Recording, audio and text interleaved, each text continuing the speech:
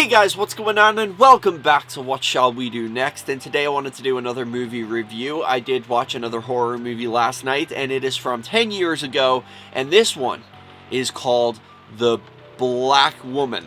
No, wait, oh god, The Woman in Black. Oh god, now I'm gonna get cancelled for being racist. The Woman in Black, which came out in 2012, and it is a British movie, and it has Harry Potter as the main character. I honestly can't remember the character's name, I just remember him as Harry Potter, and I'm not even a Harry Potter stan, but it's Daniel Radcliffe that plays the main character, and it takes place in, like, the pre-Victorian days, I think, like, the late 1800s, and I'm usually not into that kind of movie. I have seen this movie once before, when it first came out. But I was never really into, like, British movies in general, because they always seem to, I don't know about you guys, but I don't know, maybe it's just me. Every time I've watched, like, a British movie, especially a horror movie, it always takes place in, like, the pre-Victorian days. And I'm not really into that. I like to have, like, more things that are kind of relatable and modern. I'm more into, like, things that were set in, like, the early 2000s. Not just made in the early 2000s, but set then as well. I've never really been into movies that are, like, Victorian day, but the British movies seem to do that a lot. And this is one movie that I could honestly say I get behind. Like, when I first saw it, I remember it was pretty scary. I must have watched it around 2012, probably when it first came out. And I think that was the only time I ever really watched it. But I watched it again last night to kind of refresh my memory, because I was thinking about it, and I often get mixed up with, like, the Bride in Black from Insidious, and then there's also Mary Shaw from Dead Silence, and I thought they were all very similar. And there was also the Black Woman, the Woman in Black, god, I did it again, from this movie. And I thought, like, I just have this vision of her in my head, and I was confusing it with, like, the Black Bride from Insidious.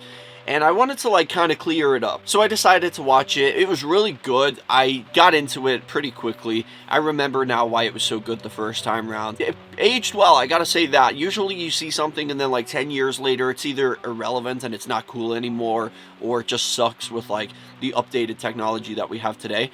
But honestly, like, 10 years ago wasn't even that long ago. And I would say that's, like, filmed after, like, a lot of the good movies, like Jeepers Creepers 2001, The Ring 2002, Wrong Turn 2003, House of Wax even 2005. Like, everything seemed to come out in the early 2000s. So for this one to come out in 2012, I would say it's not early 2000s at all. It's just a decade ago.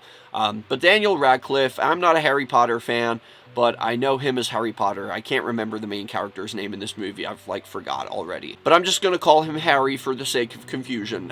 But Harry is this guy who is, like, he's working for a law firm, and there's this property that's, like, miles away, and he has to take, like, a train, and then, like, it's all, like, in the old days, so it's, like, horses and carts and things like that, and he has to travel a really, really far distance away to a place that's relatively isolated, and it's a very small, like, community. It's a very close-knit community. Everyone seems to know each other, and there's this one urban legend about this, like, place that's just kind of a little bit away, but it's, like, you have to get there, you have to cross this, like, it's like a road, but every night the shore comes in and it, like, washes over the road. So there's, like, once you're there, you can't, and it's like a little tiny island with just this one house built on it.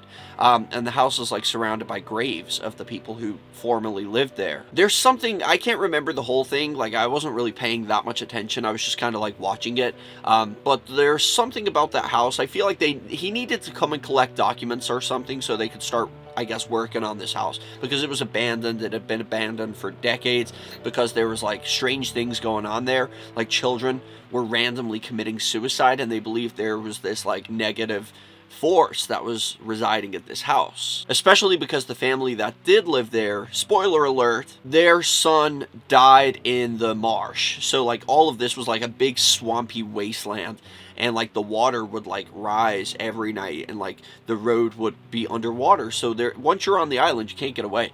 And one night, their horse and cart must have got sucked down, and the young boy died. But the mom, because the body was never recovered, the mom held this grudge against the dad, and there was, like, this feud, and the mom eventually killed herself out of despair and, like, not being able to recover the son's body.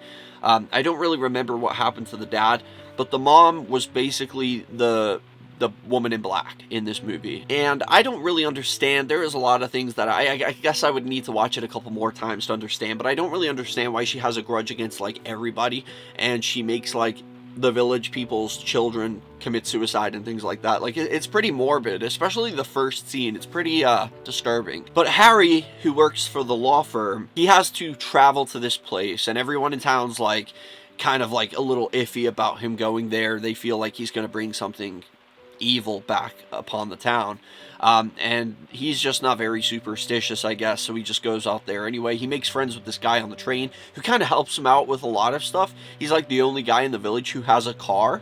Everybody else is still living in the dark ages with like horses and stuff like that. And he's like giving him a ride there. He's like telling him like, oh, I don't believe in anything like that. I think it's just, you know, but the people in the village will be like they're very superstitious. So just like try to ignore them. They're going to be like yelling at you and be mad at you for going there. And strangely enough, shit does start to happen. The place is actually haunted, and it doesn't take long before Harry figures that out for himself. Now, I'm not going to spoil the whole movie, but I will say one thing. I genuinely enjoyed it. Like, it was a really good movie, even though I've seen so many movies since between like then and today, like 2012 and now.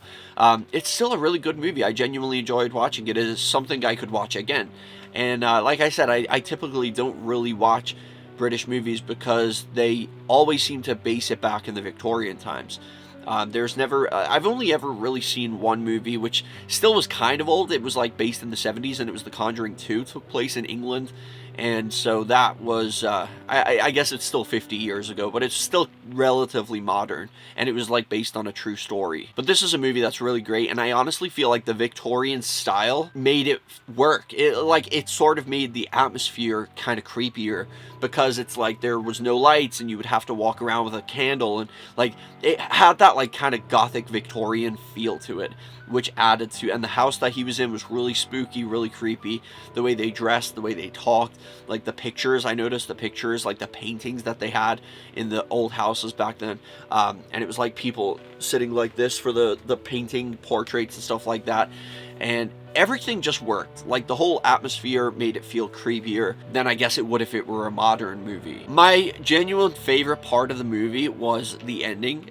There was this insane plot twist, which was like, it was actually really sad. It was really heartbreaking, because there is a part when I was like genuinely rooting for Harry to like solve this problem. And he almost does, and he really tries his best. But there's something that's not quite right at the end, and it's, okay, well, you remember how I talked about Drag Me to Hell a couple of days ago, and how I told you that ending happened, and it was very, like, kind of pissed you off a little bit, because it was like, oh, she was so close, she was so close. Well, it was kind of the same with this movie and Harry. The ending took me by surprise. For a second, it even surprised me, because I was kind of watching, and I was like, there's like, okay, I won't spoil it, but something happens, and then you see them again, Harry and his son, and then you're like, oh, thank God. But then you're like, wait a second. I know what just happened, and it wasn't good. And yeah, the ending. But it's kind of like a tragically beautiful ending. So it's like a happy ending almost. It's like a very tragic but a happy ending. Not like Drag Me to Hell. Like, that poor girl. Oh my God. Oh, Christine. Oh, she didn't deserve that.